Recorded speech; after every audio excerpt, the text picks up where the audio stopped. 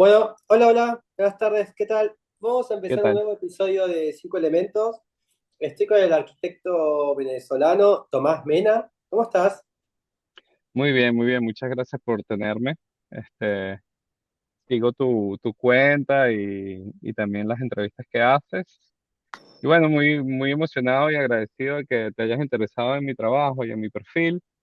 Y después vi tu perfil y vi Ujú. mucho dibujo a mano. Sí. Entonces dije, bueno, me gustaron los dibujos. Y bueno, aparte estás en Berlín. ¿Qué hace un venezolano en Berlín? ¿O cómo llega un venezolano a Berlín? Ah, bueno, bueno. Bueno, sí, mira, yo estoy en Berlín desde hace unos pocos meses ahorita en Berlín, pero en Alemania llevo 8 años. Yo tengo desde hace ya mucho tiempo el interés por el diseño generativo, el diseño paramétrico, la programación. Encontramos un máster aquí, yo encontré el máster, yo no sabía programar mucho, tenía algunas nociones de trabajar con HTML, etcétera, pero un lenguaje de programación procedural o incluso dinámicos o orientado a objetos, yo no sabía. Y esas son nociones que para mí eran ajenas. Y me ha tocado durante estos 8 años, después de hacer la maestría, hice la maestría en una universidad técnica que se llama la TH o la Technische Hochschule Ostwestfalen-Lippe, y la ciudad se llama Detmold. Y en esa ciudad de 60.000 habitantes hay dos universidades. Una universidad muy renombrada de música clásica y una universidad también renombrada de arquitectura interior, arquitectura, ingeniería civil y ahorita construyeron en la Facultad de Medios. Es como un Creative Hub, es un hub creativo que están creando ahí, ¿no? Y, y entonces a mí me aceptaron en esa maestría, una maestría que se llama Master in Integrated Design y especialización en Computational Design. Y ahí yo empecé a adentrarme en las nociones de el diseño generativo, el diseño paramétrico y la programación. Me contrataron en una empresa que se llama Shuko, esa es una empresa que fabrica o desarrolla sistemas de fachada. Y aquí entramos en algo que me parece interesante compartir, porque es una rama de la arquitectura en Alemania, en Europa, el norte de Europa sobre todo, eh, que para nosotros no existe en Latinoamérica. Y en Estados Unidos y en los países nórdicos, debido al clima, esta rama de la arquitectura es muy importante y es una rama en sí misma, es casi que, o es una, está completamente separada, digamos, de la arquitectura, que es la ingeniería de fachadas y el diseño de fachadas.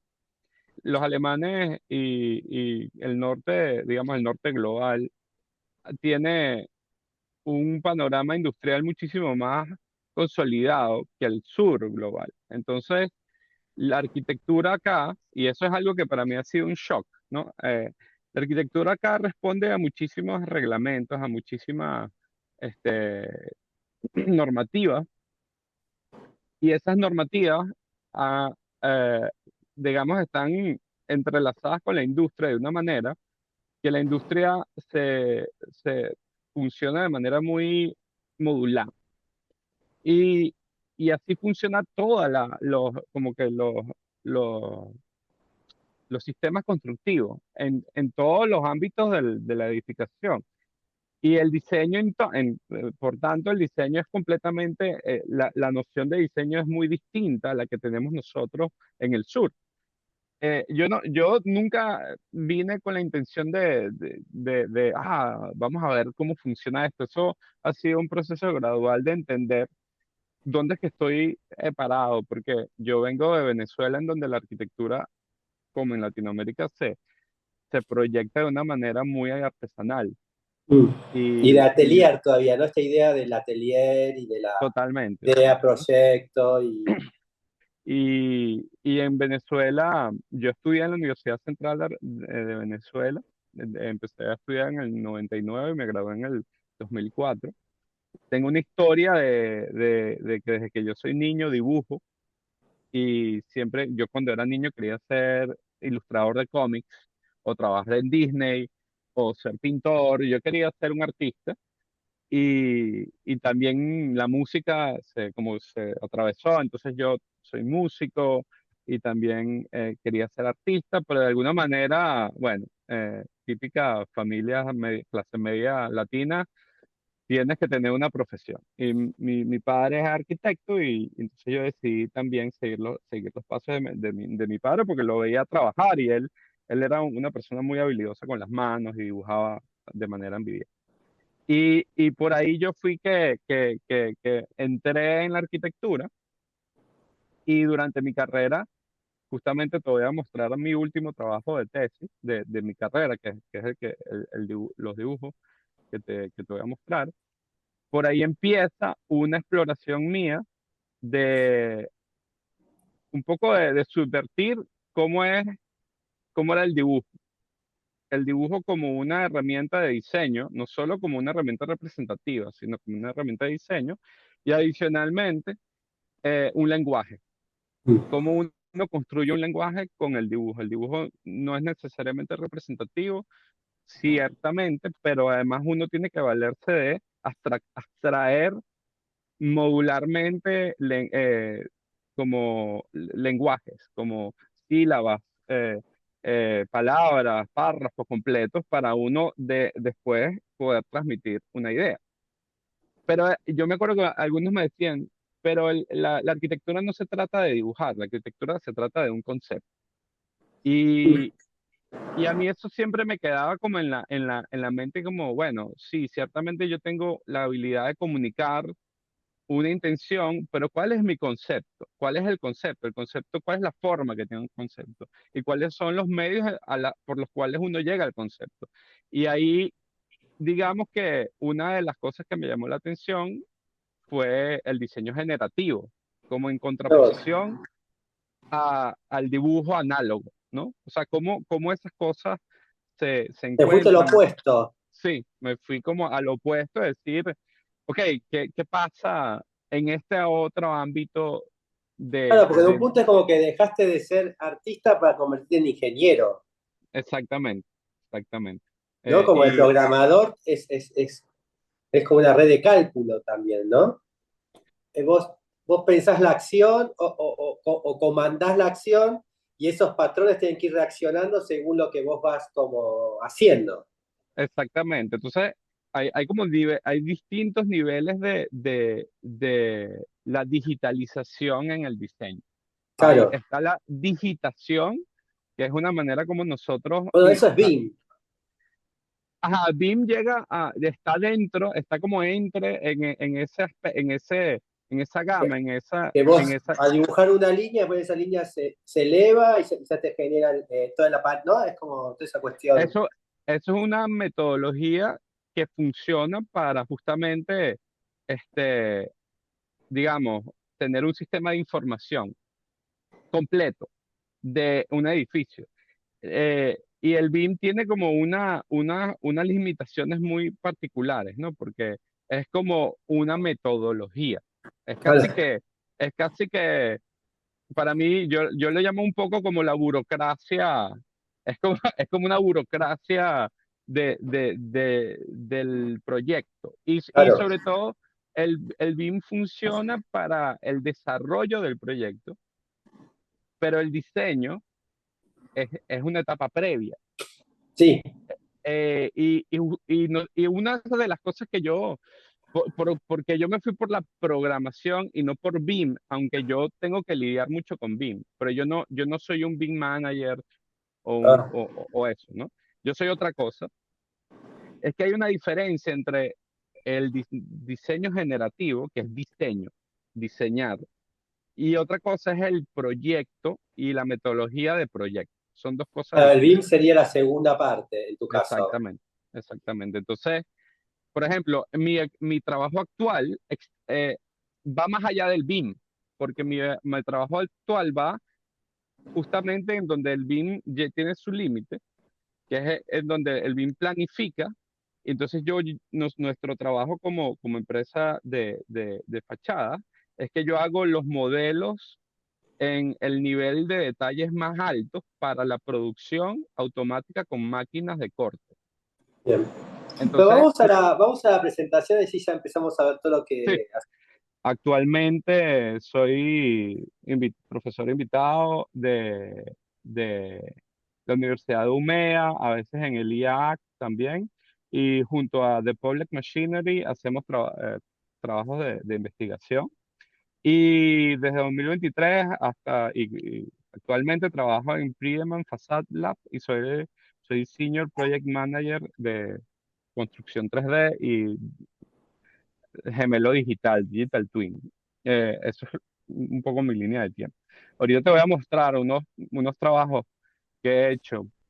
Te puedo decir un poquito rápido, para no extenderme mucho por acá, cuáles son las herramientas con las que yo trabajo. eh, y cómo de qué se trata un poquito el diseño generativo o diseño paramétrico. Yo trabajo mucho con Rhino y Grasshopper y en principio lo más básico, Grasshopper es una herramienta de diseño generativo, diseño paramétrico que es procedural. Es una herramienta que nada más funciona en un solo sentido, o sea, de izquierda a derecha, ¿no? Nativamente tú no puedes tener como loops adentro, como bucles o cosas recursivas. Hay unos componentes que te permiten hacerlo, pero nativamente no es así. Entonces eso es como lo más básico. ¿Cómo funciona? Es una especie de canvas que tiene unos componentes que te permiten modelar dentro de Rhino con todas las librerías geométricas de Rhino. Y entonces uno va armando sus algoritmos paso a paso, de izquierda a derecha, y estos algoritmos van siendo como una especie de historial, como Bien, un diagrama de flujo.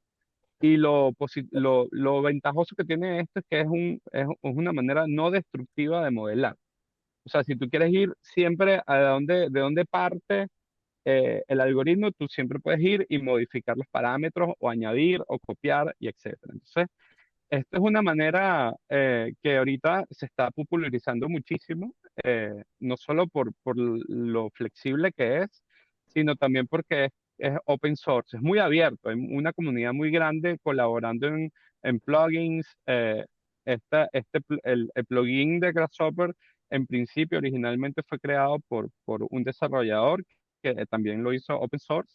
Y bueno, y Rhino es uno de los software de modelados más económicos del mercado, que, que es muy abierto también. Hay como varias entendimientos de lo que puede ser generativo.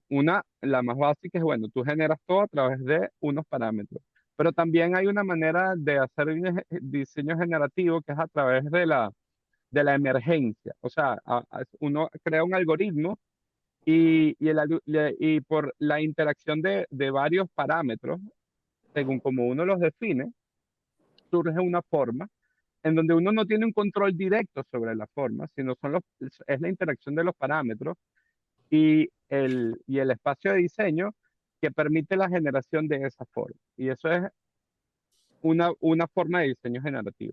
Hay muchas etapas de diseño generativo, muchos niveles. Y están desde el diseño más paramétrico hasta el diseño que se controla por algoritmos genéticos o diseño, optimizaciones. También AI está entrando también ahorita en el campo. Entonces, lo que permite justamente estas herramientas es conectar toda esta data y poder transformarla en geometría. Este, yo puedo dar un rápido repaso, qué es lo que yo hacía. Yo hacía análisis de fachadas complejas, con geometrías complejas para edificios, para el diseño de los sistemas que se iban a implementar. Y bueno, para esto utilizaba, o sea, analizar este tipo de edificios que son, digamos, que tienen secciones de dobles curvaturas o de ángulos que todos van cambiando y es muy difícil eh, entenderlos manualmente o claro. modelarlos manualmente. Entonces se necesita utilizar toda la data del edificio simultáneamente para poder trabajar. Entonces, esa data es como nuestra materia prima, digamos. Aquí la materia prima de diseño deja de ser la línea que uno trace, sino es la data, es la inclinación, los ángulos, los metros cuadrados, las superficies, qué tipo de superficie es. Eso se termina siendo nuestra materia prima. Uno, desde el lado este artesanal en el que uno está acostumbrado, ¿no? De la casa y demás, uno se imagina, pero ¿cómo está hecho, no? ¿Cómo una persona pudo dibujar esta imagen, no? Si yo imagino la planta, hago el primer piso, después el segundo, el tercero, tipo a mano, en AutoCAD, es realmente imposible que yo pueda hacer esto.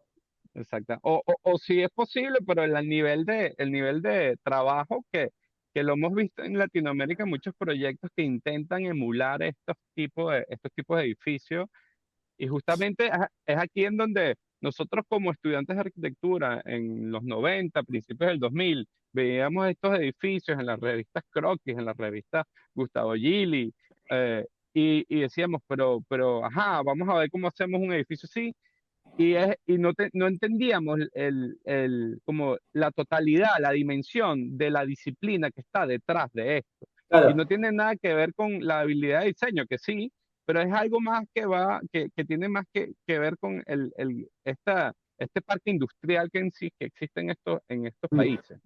Bueno, mu- este son el tipo de cosas que permiten estas herramientas como justamente filtrar, optimizar eh, y trabajar de una manera como más discreta la forma, ¿entiendes? Pero todo simultáneamente, en control completo de la forma simultánea. Entonces, bueno, y ya ahí se producen los reportes en donde la gente empieza a tener control sobre esa data. También existen este tipo de optimizaciones con algoritmos genéticos en donde justamente aquí es donde empieza la generación, lo generativo. Otra manera, otro nivel del diseño generativo, que es aplicando ciertas herramientas que tienen algoritmos genéticos y te permiten crear rutinas en donde la máquina justamente automatiza muchos pasos que para uno sería muy tedioso hacer manualmente. Y este es como un poco la justificación. La justificación viene de un problema netamente constructivo y técnico. Y después, desde mi perspectiva de artista o diseñador, es cómo llevas tú esa lógica al diseño, a esto intangible que no necesariamente tiene que ser constructivo, pero te tiene que dar también una especie de lenguaje. Entonces, bueno, este tipo de edificios son los con los que yo me topo en mi trabajo, son edificios complejos en donde uno tiene que calcular. Son edificios por ejemplo, este que está aquí es de Zaha Hadid, que es en Bagdad, y mi trabajo era más el de la fachada, el de justamente encontrar todas las diferencias de todos los paneles, reconstruir el modelo, y eso es muy difícil hacerlo a mano, hay que dedicarse a hacerlo con estas herramientas paramétricas, ¿no? Y justamente medir como la curvatura de cada perfil, porque ahí, ajá, cómo se va a construir ese perfil, es doblado, cómo se va a tener ahí empiezan a surgir los problemas constructivos de esta específica esta rama de la arquitectura. Este, otra torre en Sofía, también había un problema con esta parte, digamos, curva de la fachada, no estaba claro cómo los perfiles se encuentran. Y entonces, claro, esto te permite llegar a este nivel de discreción de lo constructivo y poder proponer, ajá, entender cómo es que todos estos detalles se van ensamblando. También aquí vamos como a un nivel más avanzado de programación, donde sí los lenguajes de programación ya te permiten crear como scripts que son más dinámicos y tienen más inteligencia y puedes automatizar procesos con lenguaje donde ya puedes implementar condicionales, bucles, crear funciones separadas. Y esto es como ya el nivel en donde trabajo yo. Y bueno, y un poco también animaciones en 3D para entender este tipo de soluciones.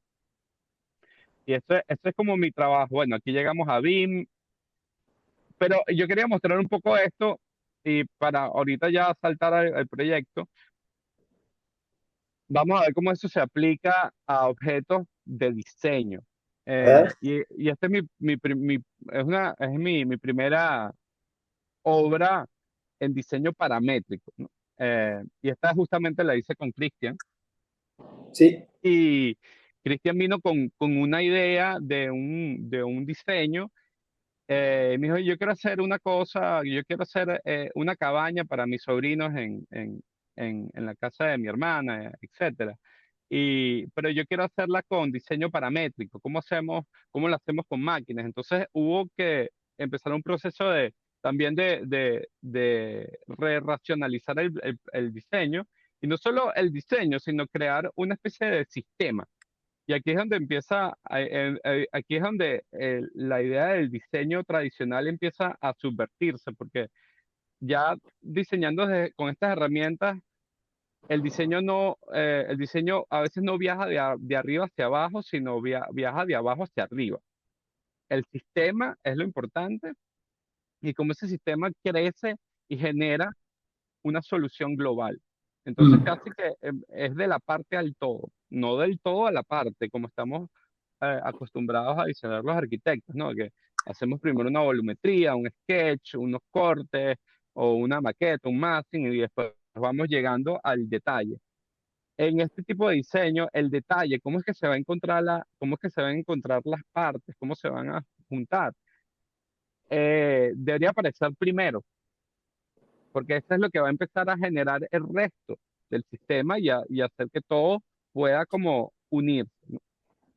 Eh, entonces, esta casita se hizo así, con, con estos encastres. La idea era hacer una arquitectura de encastres en donde todas estas partes iban a ser cortadas por una máquina y Y una vez que hayan sido cortadas con una máquina, las enumerábamos y la idea es que la lleváramos para el sitio y la armábamos sin ningún tipo de junta con tornillos, ni con clavos, ni con nada. Todo estaba Un trabajo encastrado. de ensamble sería. Sí, es como un Lego gigante. eh, Claro. ah, y también un poco como pensar la arquitectura como un mueble, como un mobiliario, algo que sea que lo puedas desensamblar y ensamblar. Y pensando también en la sostenibilidad, pensando también en cómo se bajan los costos de transporte, los costos Y manufacturación y todas de estas cuestiones. manufacturación y cómo tú puedes descentralizar eso, porque justamente yo estoy aquí en Alemania, yo hice todo el modelo, buscamos una persona que cortara eso en Francia, y yo mandé solo los archivos, ellos lo cortaron y Cristian lo movió. Entonces, yo no tenía que estar ahí cortando, ¿entiendes? Yo no tenía que estar ahí, sino ya todas las instrucciones estaban dadas a la máquina. Lo que tenía era que el operador operar la máquina. Esa es un poco la idea con la que yo entré en este campo, cómo nosotros descentralizamos la producción de la arquitectura y el diseño y, y, en- y, y cómo esto puede ser escalable, cosa que todavía es un gran reto, cómo tú escalas este tipo de soluciones ya a nivel masivo, ¿no? Estamos Mm. todavía en esa curva de aprendizaje en la industria de la arquitectura. Al final, el objeto por su propia lógica de diseño, tiene también una estética, también tiene un lenguaje. Y aquí es donde es interesante, porque no se trata solo del tema constructivo o el tema del productivo, sino cómo es que eso impacta el diseño. Y aquí hay algo interesante, yo creo que eso es muy importante y es justo lo que yo con lo que yo lo conecto con el dibujo. En el dibujo uno tiene que generar un lenguaje también para Sí. la representación. En la arquitectura no solo es representación, es un hecho constructivo, es un hecho que tiene que soportarse. Entonces, ¿cómo es ese lenguaje en tres dimensiones? ¿Cómo es ese lenguaje en la materialidad? Y cómo eso es un lenguaje que puede emerger de sus propias reglas. Y a mí eso me parece, justamente la pieza terminó siendo es muy particular, tiene esta direccionalidad, es muy como eh, va aglomerándose. Por ejemplo, los soportes se van dando por como stacking, no es un gran soporte, sino el soporte va generándose por la suma de partes, la acumulación de partes de una manera dispuesta de una manera particular. Entonces, eso era el reto de este proyecto. Adicionalmente, al reto del proyecto del diseño generativo, el diseño paramétrico y su producción descentralizada, había también, es como, hay otra parte que es cómo dar la instrucción del diseño sin planos, sin dibujos. Porque una de las cosas más frustrantes que yo tengo de mi práctica de la arquitectura tradicional es que si bien los dibujos de arquitectura son una gran fuente de información, la cantidad de tiempo que nosotros pasamos dando esas instrucciones Mm. para que sean solo impresas y después llevadas en papel a la obra. Y sobre el papel hay que aún empezar a anotar adicionalmente cosas. Es decir, ahí hay un paso que que hay una gran, como, hay una gran, Un este, quiebro, como un quiebre en lo que es todo este data digital que nosotros estamos usando en la computadora, que ya estamos dibujando en la computadora, y lo tenemos que imprimir en un papel para llevárselo a alguien para que lo construya en 3D. Y eso pasa en la industria de la construcción, pero hay otras industrias que no lo hacen así.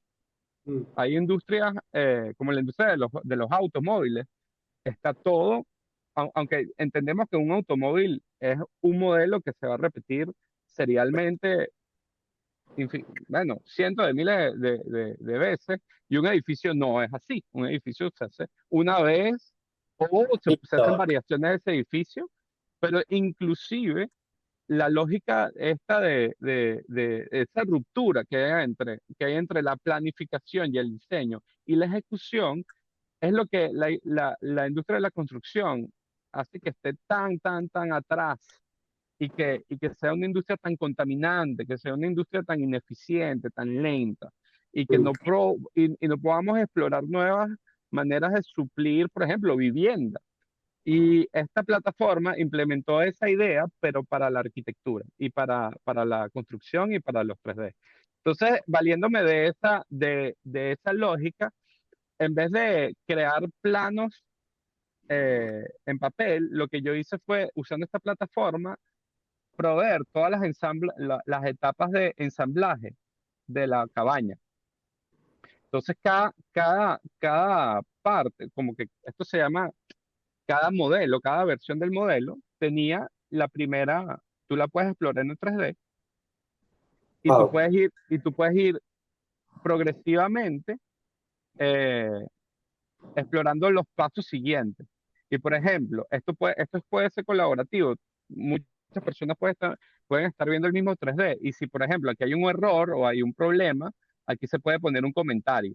Y entonces uno va también como alimentando el 3D de, col- colectivamente de las posibles problemas que haya, etcétera. Entonces, esto para mí también era importante cómo impartir las instrucciones de una manera que fuera, primero, interactiva. Y segundo, que no tienes que estar imprimiendo nada, simplemente puedes seguir fácilmente una sucesión de pasos para construir el modelo. Oh, Y esto puede ser automatizado también con Grasshopper dentro de Rhino y se conecta con AutoCAD, se conecta con Revit, se conecta con muchísimos otros software. Justamente hice aquí las partes del piso, la parte de las paredes, cómo se ensamblan las paredes y las partes del techo, hasta que el modelo quedaba completamente ensamblado con todas sus partes, ¿no? Es bueno. Para mí esto es algo crítico en lo que representa la evolución de la arquitectura y la planificación y el diseño. Y para mí, sobre todo, más importante, la construcción y la fabricación es algo que para mí me apasiona, porque al final la fabricación va a ser un reflejo de estos métodos. Y aquí, con esto quiero ir al siguiente proyecto, que es Vamos. la obra ajena. Sí. Esta, yo no sé si la conoces, esto se llama la bóveda armadillo o la armadillo Vault, y esta fue diseñada por el Block Research Group, eso es un grupo de investigación en Zurich, el ETH, y, y fue expuesta en la Bienal de Venecia del 2016. En este proyecto trabajó el gran amigo mío que me introdujo al mundo del diseño paramétrico, Tomás Méndez. Ahorita él es profesor en Seattle de, de, de, de diseño paramétrico y bueno, de diseño y programación, de arquitectura. Y él en su postdoc, él trabajó en este proyecto, en este grupo de investigación. Lo interesante de este proyecto es que esta bóveda primero, es una bóveda que es completamente a compresión, no tiene ningún tipo de pegamento.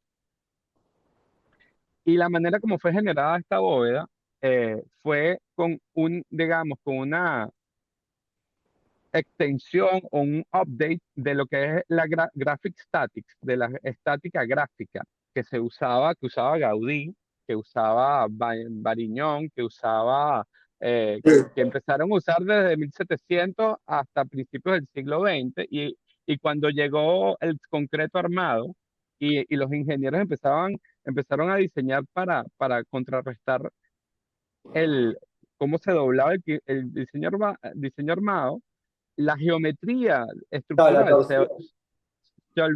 se olvidó que la geometría es estructura y que las fuerzas viajan a través de la geometría y la propia forma es la que resiste. Y eso se olvidó durante la mayoría del siglo XX. Y nosotros aprendimos arquitectura así, sin entender que la geometría genera eh, Sí, la justamente, geometría es autosostenible, es autosostenible. se Y automantiene. exactamente. Entonces, la manera como ellos generaron este proyecto es con un plugin que diseñaron en donde esta, esta, esta bóveda tú la puedes diseñar en 3D, pero también ajustando los vectores de la estática gráfica y hay una especie de diálogo. Y lo impresionante de esto es el efecto que tiene sobre la construcción. Entonces aquí vamos a ir aquí está Aravena, ¿no? Que fue el Sí. curador de esta Bienal. Yo soy un gran fanático de este proyecto, aunque yo nunca participé en este proyecto, pero a mí este es uno de los proyectos que me vuela la cabeza de justamente cómo esta idea vernácula de la geometría, voy a decirlo vernácula, aunque no es vernácula, es muy sofisticada, pero en ese momento no había la data, no había como esta capacidad de interactuar con los modelos de manera digital, sino era análoga, y cómo la capacidad que tenemos ahorita de utilizar la tecnología, podemos justamente potenciar esto. Y los resultados son francamente increíbles. Todas estas láminas no, están simplemente soportadas a compresión. Y si tú ves el grosor de estas láminas de mármol, son unas láminas de mármol, de piedra. No, mármol. Eso es mármol. Están todas puestas a canto, así.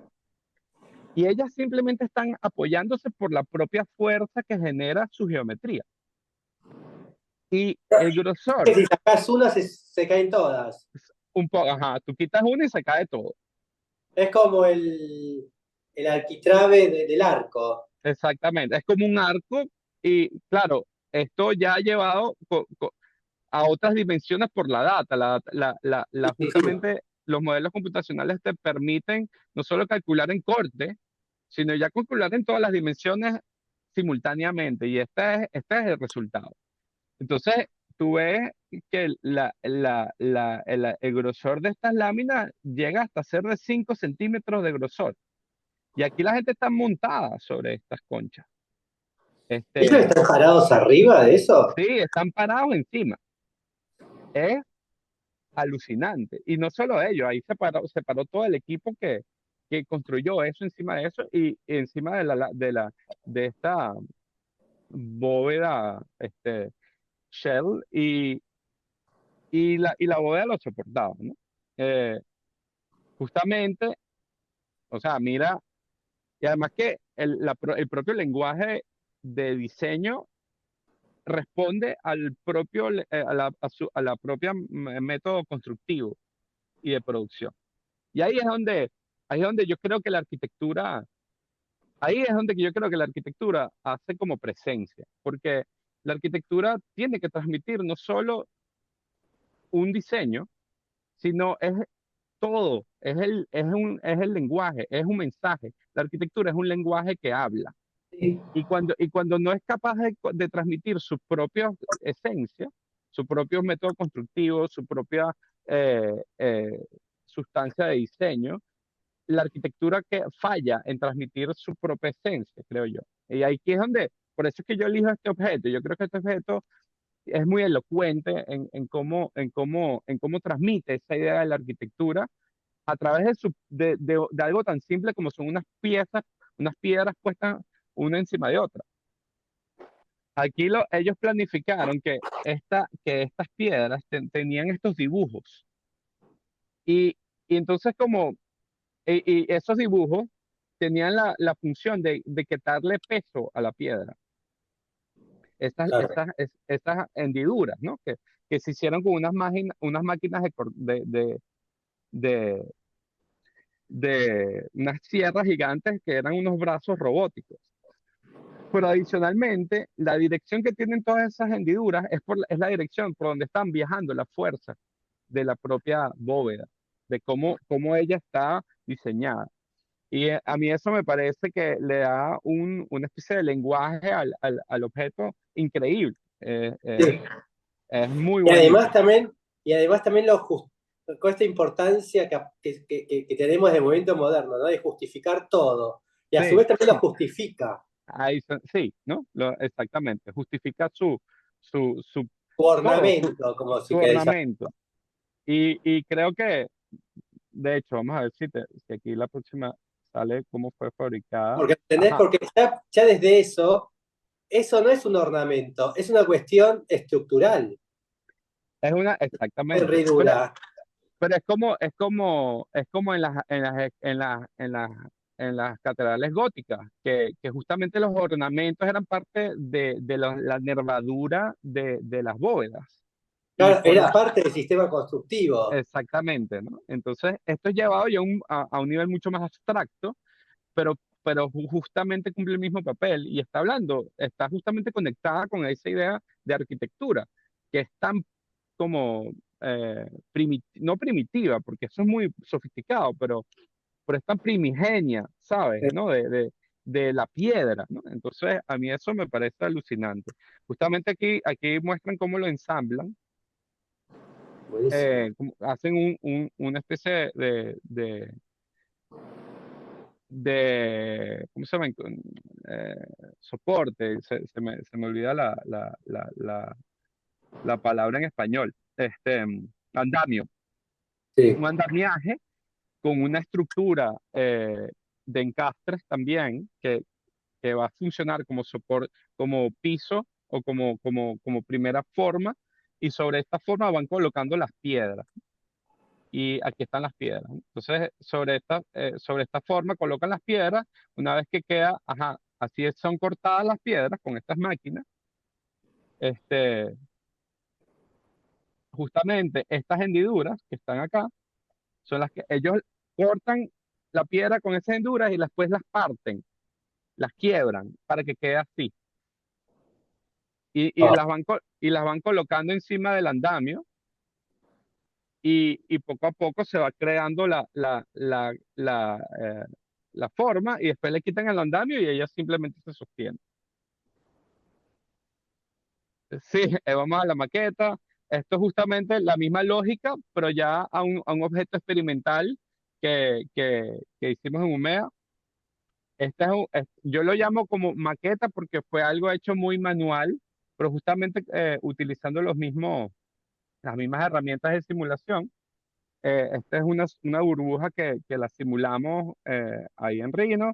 Yo mandé los planos, se cortó a mano y se ensambló a mano como si fuera un modelo muy doméstico.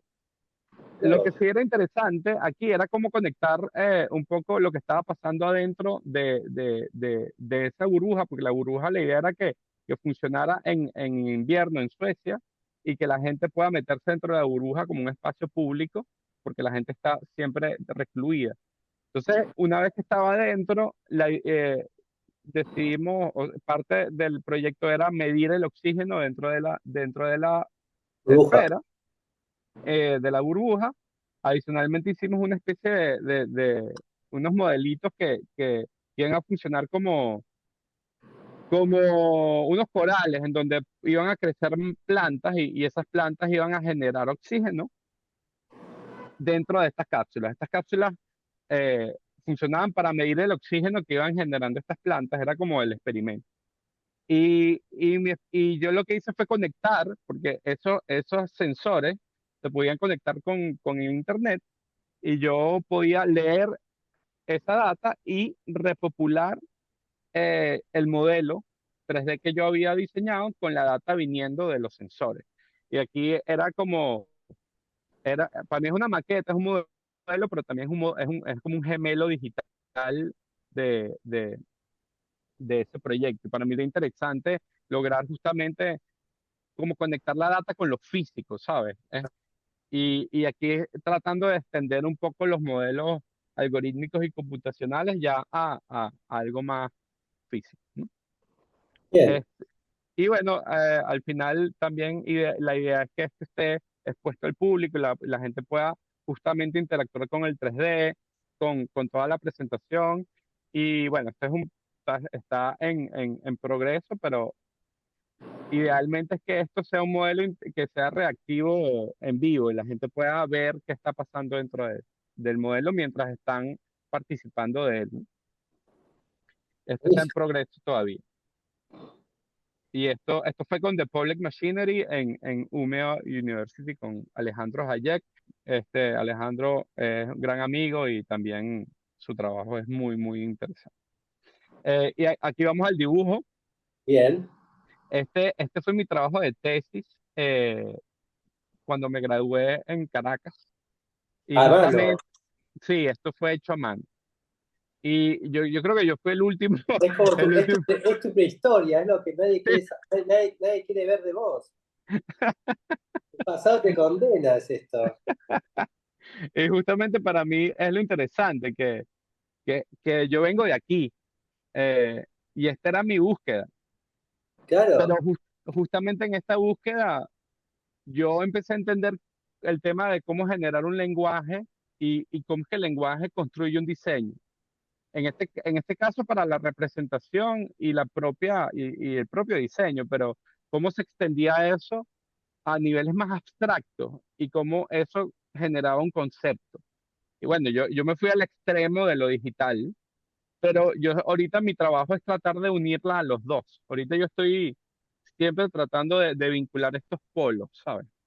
muy bien. Entonces, esto fue una escuela de música en Choroní y yo que también tengo un lado musical, yo soy baterista y tuve una carrera en Venezuela de la batería. Esta era una escuela de percusión en Choroní. Y lo interesante de estos dibujos es que estos dibujos tienen una base digital. Yo hice todo el dibujo, la grilla, la hice en AutoCAD y después la imprimí y la intervine a mano con lápiz. Y eso se hizo en 2D y también en 3D. Entonces, claro, tú para hacer una vista que tuviera tanta consistencia tridimensional y de proporcional, necesitabas mucho control. Y yo hice mi 3D muy básico en 3D Max en aquella época, y después yo imprimía esos 3D y los intervenía a lápiz y generaba estas vistas. Bien, Entonces, había también una especie de diálogo entre las dos herramientas, un poco rudimentario, pero tenían su función y tenían su propósito. bien. Este, y bueno, yo creo que fue una de las últimas, creo que fue la última que hizo esto a mano en mi universidad. Y sí, el 2005 era como el límite ya. Sí, sí. Esto fue con Miguel. Miguel fue mi tutor. Y después, ahorita te puedo enseñar el objeto. Sí, Entonces, esto es un experimento que está también en proceso. Es un anillo, simplemente un anillo para anillo, el dedo. sí, para el dedo. Y el anillo fue completamente modelado paramétricamente. Y el anillo, yo tengo una 3D printing, una impresora 3D de resina, y lo imprimí, justamente lo tengo aquí, no sé si lo puedes ver. Sí, Aquí, bueno, está un poco, ajá, aquí está. ahí va. Esta es una versión como más sobreescalada, porque al final es más pequeño, y la versión pequeña la tiene mi esposa. Este, pero lo interesante de esto, eh, si te lo puedo mostrar rápidamente, es que justamente aquí, déjame mostrarte aquí lo que yo hablo de. No, aquí está la definición. Este objeto está generado por este algoritmo. Y ¿Eso es eso? sí, ¿Esas líneas con esos cuadraditos es ese anillo? sí. Wow.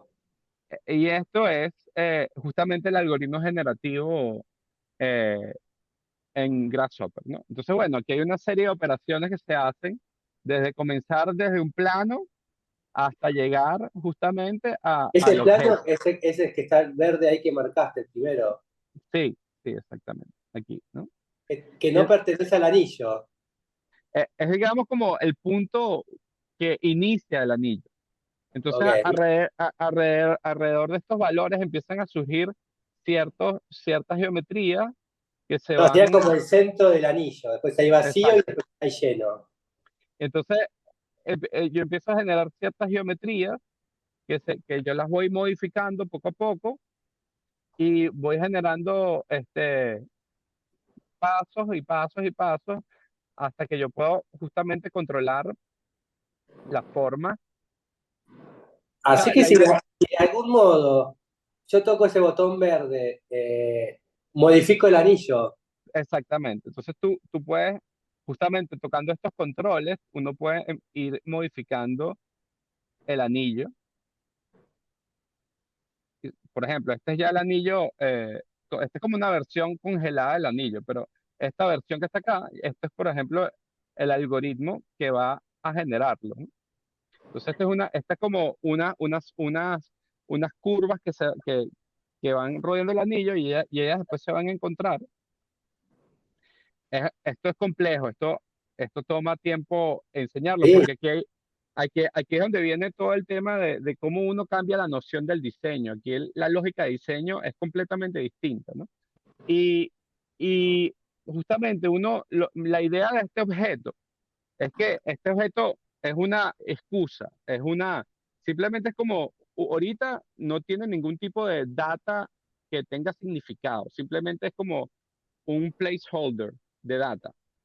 Idealmente es que yo quiero alimentar la generación de la forma de este anillo, de, por ejemplo, este patrón que es como, que está como de distorsión, con una data que tenga como significado, por ejemplo, sonido, audio, puede ser con cualquier tipo de data, y esos canales están abiertos por acá. Si yo voy modificando esto, él puede cambiar.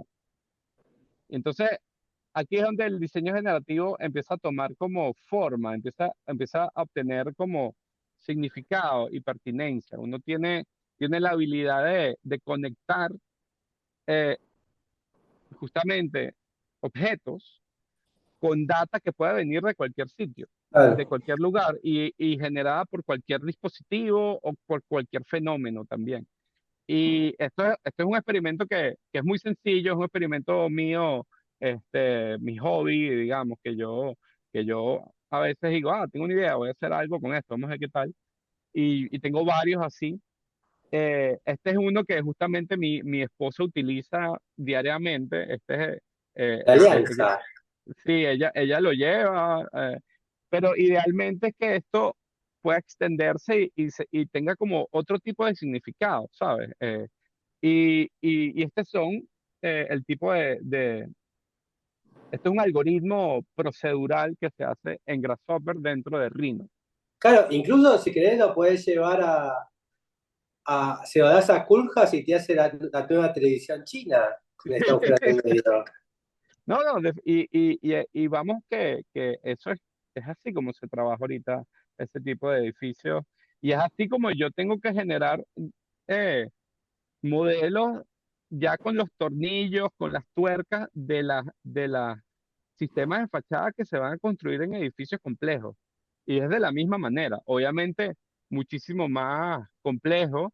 Ahí yo lidero un equipo de 3 personas en donde nosotros trabajamos de una manera que es descentralizada, ellos trabajan en una parte, yo trabajo en otra, pero están conectados y así.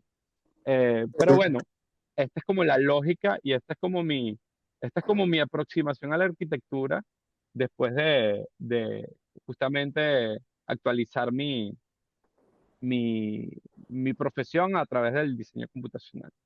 Bien. ¿Y bueno, cuánto hace que estás en este mundo de Ocho programación? años, 8 años. Así que todo esto lo que vimos hoy, todo esto que aprendiste hoy, lo aprendiste en 8 años. Sí, sí, digamos que yo aprendí a usar Grasshopper bien, que es como esta herramienta, en 3 años. Bueno, te digo que De, todo tu trabajo es a partir de estos últimos 8 años, todo lo que sí, has sí. hecho. Anteriormente yo tengo otro tipo de obras de arquitectura tradicional, o sea, hice casas, muebles, Pero me refiero a todo remodelación. esto como a decir también esta cuestión de cómo el tiempo nos atravesó y fue como, ¿no? Incluso en Pe- vos también, porque todo esto vos lo hiciste en este movimiento de cada día todo cambia cada un segundo. Sí, Porque sí. vos empezaste, hace 8 años me imagino que empezaste como en la primera ola. No era lo que es hoy todo esto, hace 8 años, ¿o De sí? hecho, de hecho ya en el 2016, que fue cuando yo me metí seriamente, porque ya yo había hecho unos cursos, pero de fabricación digital, pero no de programación, en el 2012. Y esto ya tiene desde el 2006. Y anteriormente ya la gente, o sea, por ejemplo, Peter Eisman y toda esta gente, y Getty, empezaron a utilizar estas herramientas desde los 90, desde los 80, 90, que empezaron a involucrar a las computadoras en el diseño. Obviamente, esto ya está masificado, Esto vamos es a ahora decirlo. masivo, porque está diciendo que Ajá. esto es para fachadas, para esto es como, Esto ya está todo vamos acá. está masificado, es open source y ya, pues, esto es Rhino, ¿no? Que es una herramienta, que es una compañía que es pequeña, pero por ejemplo, Autodesk ya tiene sus propias versiones dentro de Revit de programación visual, como es Dynamo. Dynamo, dentro de Revit, no es para exactamente lo mismo, pero funciona casi igual. Y también estos software están abiertos a lenguajes de programación como Python, C Sharp, C++, y todos tienen sus API, sus interfaces de programación de la aplicación abierta a estos lenguajes para que las personas desarrollen sus propios plugins y sus Bien. propios scripts. Entonces, ya esto tiene rato. Lo que pasa es que ahorita está agarrando como unas olas de que esto ya permeó en la formación de los nuevos profesionales en Eso, general. ¿no? Por ejemplo, un arquitecto de 25, 26 que está saliendo, ¿no? Ujú. y quiere empezar a trabajar, ¿necesitas con una computadora básica podés hacer todo esto o necesitas tener, vos trabajás con una computadora comprada en un local o es algo especial? No, ¿O no, tenés que no, tener no. una máquina súper O sea, potente? yo trabajo con una máquina buena porque es la que me dio el trabajo, una buena laptop para CAD, que No es una laptop, es no es una más que laptop, esto. no es más que una laptop, no es más que una. Obviamente, si tú quieres ya llevar, si tú quieres ir como a visualización, porque con visualización necesitas más poder, pero eso está cambiando totalmente con AI, ¿no? Ya todo Pero digo, es una computadora de mercado. sí, Puedes ir esto a es, Apple, a no, HP, a no, la que quieras y la compras. su Windows o Mac, tú puedes utilizar cualquiera de las dos, una Te digo, laptop buena, pero- pero es de mercado, vas al local y sí, la compras, no es que necesitas algo extra. no, una computadora cualquiera. Y, y bueno, Bueno, muchísimas gracias.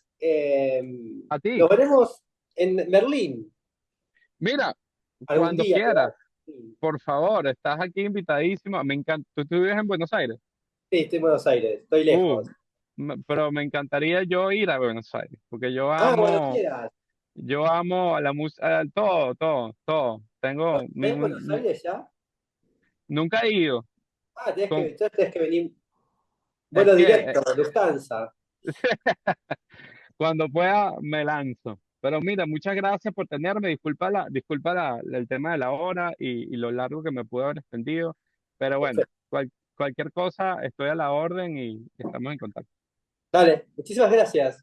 Chao, A chao. ti, chao. Hasta luego.